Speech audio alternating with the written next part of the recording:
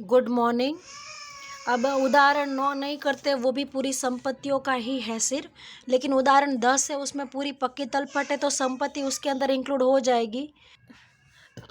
इसमें पूरा मतलब आर्थिक चिट्ठा बनाना है, संपत्ति और दायित्व और पूंजी तीनों मिल के मतलब। तो मैं 90 के बदले उदाहरण 10 शुरू कर रहे हैं। अब ये सवाल पढ़ने से पहले मैं क्या करूँगी, जो मैंने आपको सिखाया है मैं वही करूँगी। अब बराबर सब यहाँ पर ध्यान देना। अभी हमें क्या करना है, तो यहाँ पर एक और कितने पार्ट्स हैं, 2।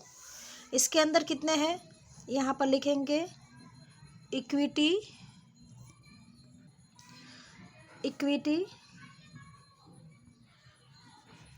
और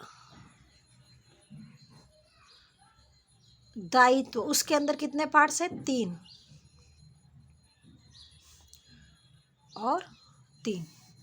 फिर यहाँ पर ये कौन सा हिस्सा है, संपत्तियाँ। इसके अंदर कितने पार्ट्स हैं, 1 और 2, बराबर है। अब ये मैं 1 और 2 यहाँ लिख लेती हूँ, शायद यहाँ पर लिखने के लिए ज़्यादा जगह चाहिए। अब इसका नाम क्या है, शेयरधारकों का भंडोल, शेयरधारकों के भंडोल, और इसका बिन चालू दायित्व, यहाँ पर चालू दायित्व, यहाँ पर ऊपर की तरह ही बिन चालू संपत्ति, और यहाँ पर चालू संपत्तियाँ। ठीक है। अब हम इसके अंदर हमें मालूम है कितने, 2। यहाँ पर 1, 2 और 3, और इसमें कितने हैं, 1, 2, 3 और 4। यहाँ पर कितने हैं, 4, 1, 2, 3 और 4। इसमें कितने, 6, 1, 2, 3, 4, 5 और 6। चलो बढ़िया, 2, 3, 4, 4, 6। ये मैंने आपको सिखाया है, वापस आज रिवीजन हो रहा है, बराबर सीख लीजिएगा। अब यहाँ पर शेयर पूंजी और अनामत और अधिक्य। फिर यहाँ पर तो जो नाम है वही बिन चालू मतलब दीर्घकालीन उधार ली रकम, मैं शॉर्ट में लिख रही हूँ आपको, बराबर। अब इसी का दूसरा नाम है वही अन्य दीर्घकालीन जिम्मेदारी। ठीक है, अन्य दीर्घकालीन दायित्व, जिम्मेदारी, और यहाँ पर दीर्घकालीन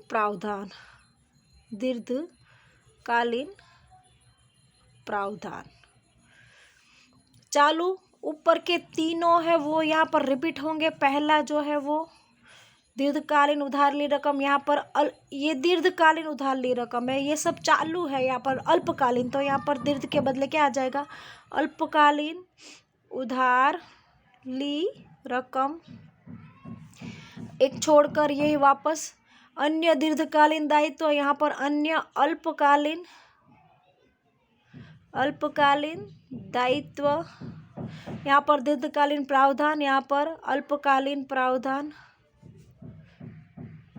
एक हमने छोड़ दिया है, वो क्या आएगा, व्यापार। यहाँ पर लेनदार होते तो ये आएगा देना। इस तरह से अब देखो, मैं समझाते लिख रही हूँ तो भी मुझे 4 मिनट हुई है। परीक्षा में 11 मार्क का सवाल है, आप आराम से इसमें 11 मार्क्स में 10 मिनट में ये सवाल कर सकते हो, तो समय की भी बचत होगी और सवाल भी आप फटाफट कर लोगे। बिन चालू में इसमें आएगा स्थिर संपत्तियाँ। स्थिर, मेरे पास जगह कम है इसलिए मैं थोड़ा ऐसे लिखूंगी, दृश्य और अदृश्य, बराबर, स्थिर संपत्ति। फिर अब बिन चालू संपत्तियों की जैसा ही नाम है यहाँ पर, बिन चालू विनियोग।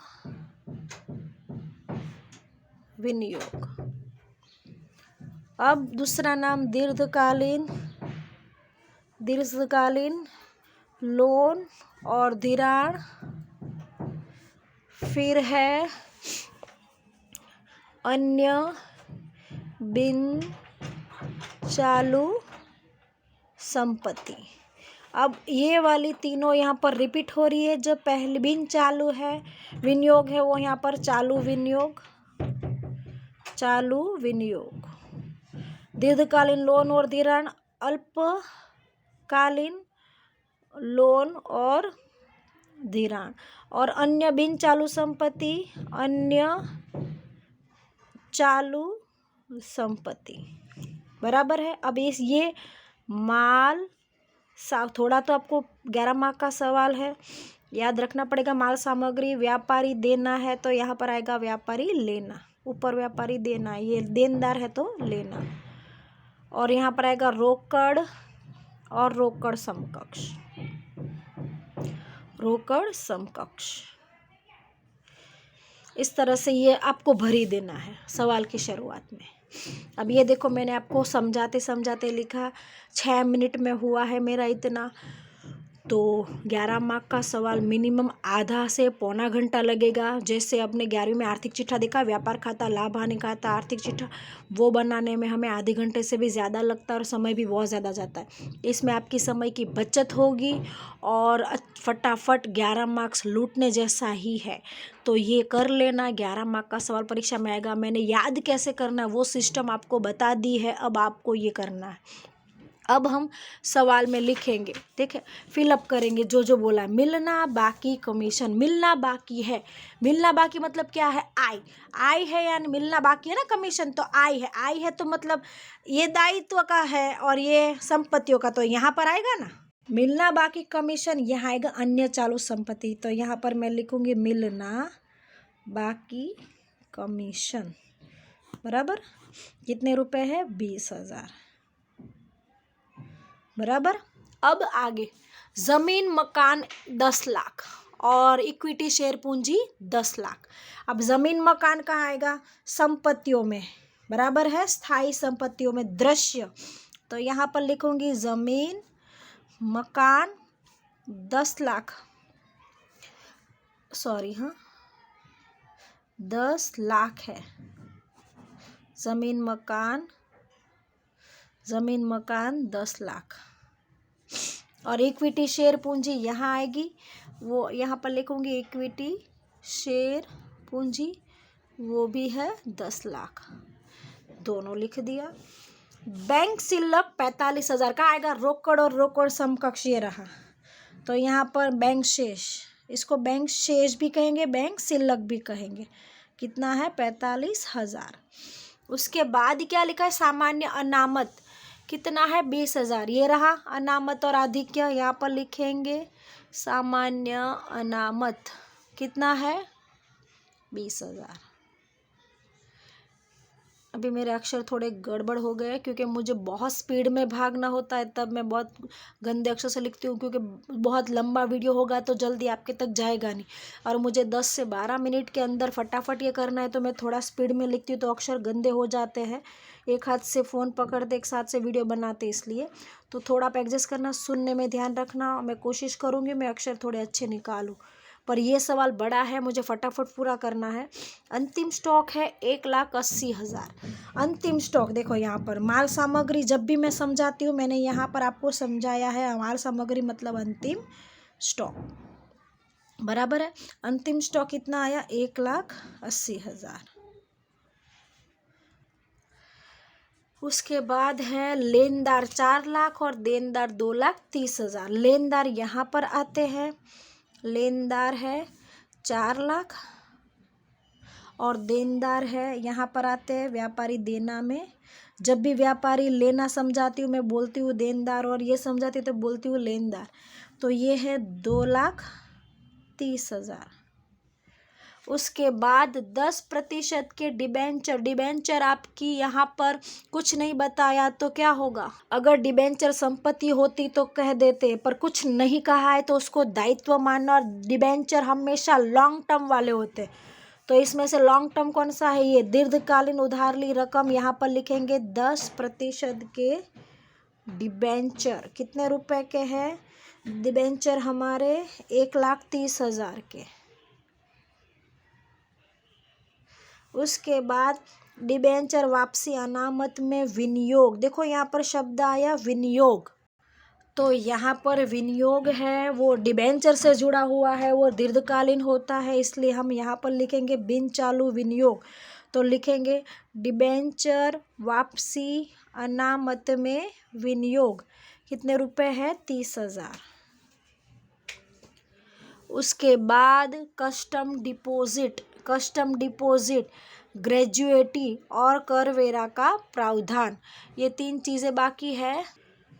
कस्टम डिपॉजिट आपकी संपत्ति है, वो अन्य बिन चालू संपत्ति में आएगी। कस्टम डिपॉजिट, डिपॉजिट यानी लॉन्ग टर्म आपने रखा हुआ, इसलिए लॉन्ग टर्म यानी बिन चालू के हिस्से में आएगी।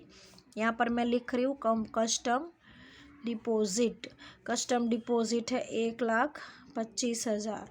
ग्रेजुएटी फंड, वो फंड दायित्व हुआ, वो आपका अन्य दीर्घकालीन दायित्व या दीर्घकालीन प्रावधान, दीर्घकालीन प्रावधान में आएगा। ग्रेजुएटी फंड वो है आपका 20,000। और उसके बाद करवेरा प्रावधान, देखो यहाँ पर करवेरा एवरी ईयर, इसलिए वो किस में आएगा? चालू में। इसमें आएगा चालू में, एवरी ईयर का होता है करवेरा, तो वो चालू में आएगा। करवेरा का प्रावधान वो लॉन्ग टर्म का नहीं है, ठीक है। तो करवेरा कितना है? 60,000। यहाँ पर आपका ये सवाल पूरा हो गया, बराबर। अब सबका टोटल हम क्या करेंगे बाहर, ये 2 का, इसमें कितने का टोटल आएगा? 3 का, 3 नहीं है तो खाली। इसमें कितने का आएगा? 4 का, 4 नहीं है तो खाली। इस तरह से बाहर, यहाँ पर 4 एंट्री होनी चाहिए, नहीं है। इसमें भी 6 होना चाहिए, नहीं है। जितनी है उतनी हम लोगों ने बाहर निकाल लेना है, ठीक है।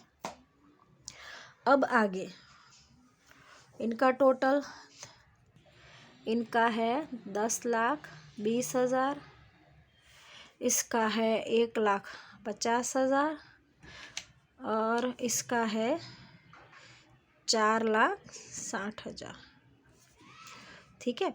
तो जितना जितना जितना दायित्व का आएगा, सॉरी मैंने यहाँ संपत्ति लिखा है, मैंने शुरुआत में मुझे पहले दूसरा उदाहरण करवाना था, इसलिए जितना इस पक्ष का टोटल होगा उतना ही इस पक्ष का होना चाहिए। हम देखते हैं दोनों बाजू का टोटल अगर समान हो तो हमारा सवाल सही है, और नहीं हो, ये आपको परीक्षा में रफ में गणना करनी है। डायरेक्ट इस तरह से टोटल बाहर नहीं निकालना है, कोई एंट्री रह जाए तो ये सब टोटल आप, मैं अभी बाहर लिख रही हूँ, आपको एक पेज पर यहाँ पर ऐसे रफ में पेंसिल से टोटल लिखना है, बॉल पेन से। फिर टोटल दोनों बाजू का करके देखना है, अगर सही नहीं हो तो बीच में कोई एंट्री बाकी होगी, वो रह गई होगी इसलिए। पर अभी मैं वीडियो बना रही हूँ, ये सब समझाने बैठूंगी तो रह जाएगा। यहाँ पर देखो 10 लाख और ये 1.5 लाख, यानी ये 1 लाख में गिनूँ तो 11 और ये 4 कितने हुए? 11 और 4 15, 15 और 6 15,60,000, उसमें 50 ऐड करो 16,10,000, उसमें 20 ऐड करो तो 16,30,000, ठीक है। ये 16,30,000, ये 11 लाख और ये 4 कितने हुए? 15, 15 और 15,70,000 और 5 12 और ये 13, ठीक है। तो इस दोनों बाजू का टोटल हो गया 16,30,000। दोनों में मैं टोटल के नीचे 2 लाइन करूँगी, आपके किताब में शायद ना हो, आपको इस बात का ध्यान रखना है। टोटल के नीचे 2 लाइन करनी है, यहाँ पर 2 लाइन करनी है। दोनों बाजू का टोटल समान आया, इसलिए हमारा सवाल सही है, बराबर है। बस यहाँ तक।